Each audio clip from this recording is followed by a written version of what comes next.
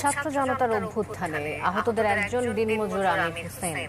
ছয়টি তাজা বুলেট শরীরে ফোর করে তার। সৌভাগ্যক্রমে বেঁচে গেলেও কাতরাচ্ছেন তিনি যন্ত্রণায়। রাজধানীর মেরাদিয়ায় নির্মাণাধীন ভবনে আমিরকে গুলি করার ভিডিও সামাজিক যোগাযোগ মাধ্যমে জন্ম দেয় ব্যাপক সমালোচনার। হিরণ খানের প্রতিবেদনে দেখুন বিস্তারিত। পুলিশ ওঠার পর বলতেছে জাপ দেওয়ার জন্য 4 তলা থেকে। আমি জাপ না দিয়ে লড়ে ধরে ঝুলেছিলাম আর কি। ঝুলে থাকার পর উপর থেকে একজন গুলি করতেছে আর বলতেছে জাপ দেওয়ার জন্য।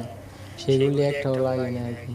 তারপর 3 তলা একটা পুলিশ গিয়েছে, সেই পুলিশ আর কি গুলি করতেছে আমাকে। সবকটা আর কি পায়ে পড়ছে 6টা গুলি পায়ে পড়ার পরে আমি সেই জায়গাতে জাপ দিয়ে আবার 3 তলায় পড়ছি।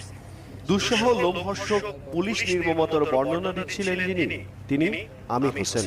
ছাত্র জনতা আন্দোলনে আমিরের গুলিবিদ্ধ হওয়ার ভিডিও সোশ্যাল মিডিয়ায় অনেক